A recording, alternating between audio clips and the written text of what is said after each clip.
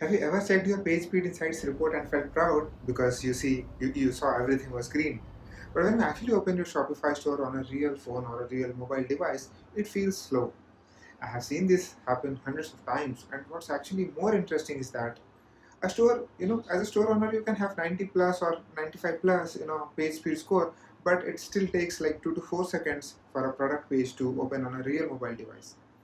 And today I'm going to show you exactly why that happens and why page speed scores do not reflect your customer's real experience, especially on mobile devices.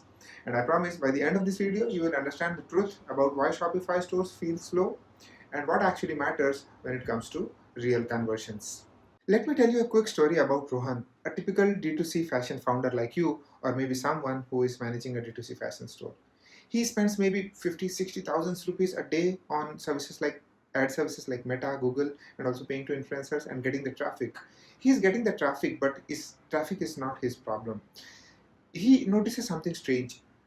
Almost 70% of the people dropping off before they even see a product.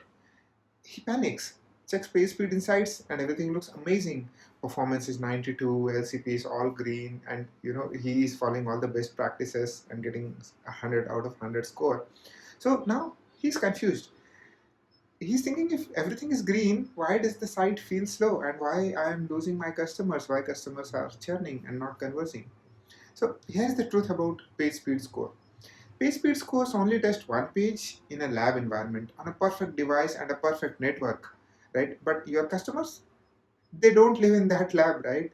So PageSpeed runs your page on a Google controlled server, right? It has a perfect network, no mobile interruption and all, and nothing else running on the device. When you give a URL to the tool, they fetch it, just analyze that URL, and the test runs only on that particular page. Usually your home page, or if you're providing it a specific product page, it is analyzing only that particular page.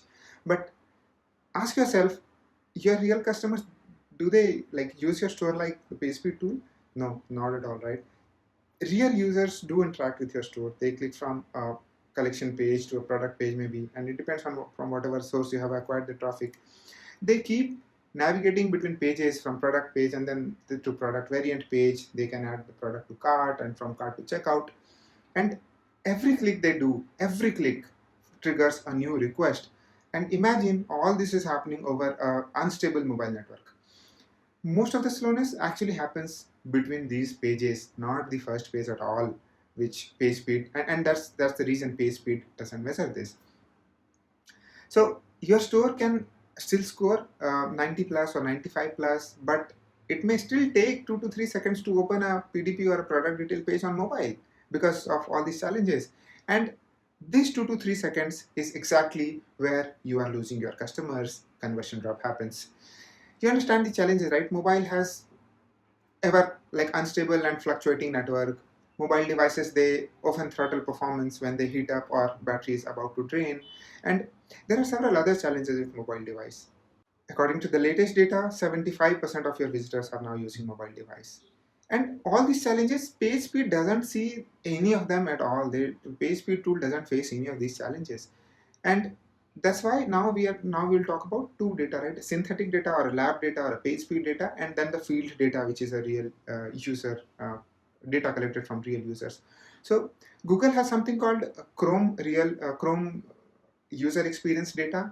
They collect it from your visitors, which if your visitors are using Google Chrome, Google collects all the data and insights from Google Chrome, how actually your store performs in a real world scenario with all these challenges. And then they collect all this data, and you can see that in Google Google Search Console tool as well. Go to Core Web Vitals menu, and here you can see the CrUX data. Now, the CrUX data is what matters for your SEO ranking, not the page speed data. Page speed data is just a guideline how your page should do. So if your page is not even doing good on page speed insights, you need to correct that first, but that's not sufficient. That's not all that you have to do. Beyond that, you need to optimize your page and you need to optimize your store for your real world customers. So here are the big takeaways from this video. Page speed is not same as real user experience. Page speed is just a guidance, it's not a complete picture. You need to look beyond page speed. Your biggest conversion loss happens between clicks, from when someone visits from listing page to details page, and henceforth in the journey. Real speed is about how fast the next page loads, not just about how fast the first page loads. This is why predictive prefetching matters. It loads the next likely page before users click, making navigation feel instant. And it's not only about scoring high, it's about making your store really feeling fast. If you want to understand how your real shoppers experience your store, Smart Prefetch gives you actual load time comparison and estimated conversion lift automatically. No theme edits, no coding. Just install, activate, and let the AI do the work. Check the link below to learn more, and I'll see you in the next video. Thank you.